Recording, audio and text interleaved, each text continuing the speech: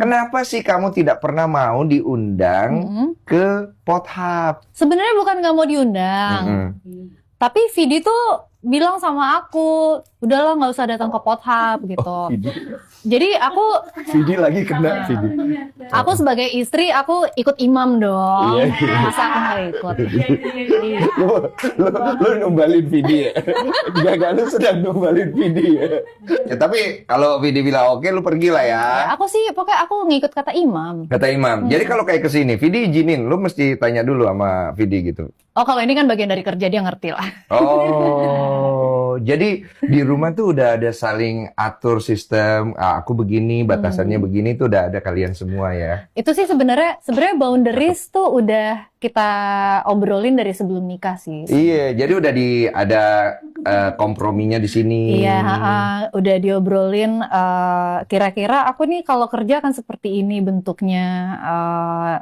Kira-kira kita nanti ini jadi masalah nggak untuk kamu gitu, dan vice versa gitu. Maaf, rambutnya kena di ini. Iya. Contoh apa tuh misalnya kalau urusan kerja, kalau kamu kan pemain film ya, nih apa template banget nih pasti. Kamu nanya nggak boleh ciuman atau enggak, batasan-batasan seperti itu ada tuh obrolan begitu? Ada sih, tapi dia support aku melakukan apa aja. Serius ya? Iya.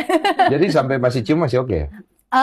Kalau dari dia sendiri sih nggak apa-apa, tapi memang sejujurnya dari sebelum nikah keluarga aku yang nggak nyaman gitu.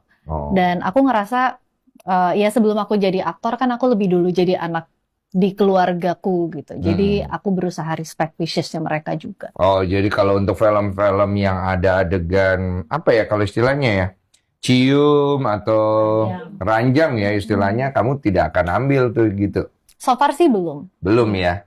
Tapi nggak bisa bilang nggak gitu ya, karena bisa aja. Tapi tergantung cerita, mungkin kebutuhan segala macamnya bisa aja kan? Kalau aku sih biasanya, kalaupun ada, aku biasanya ngobrol dulu sama sutradara dan writernya. Perlu atau enggak? Gitu kan? Iya.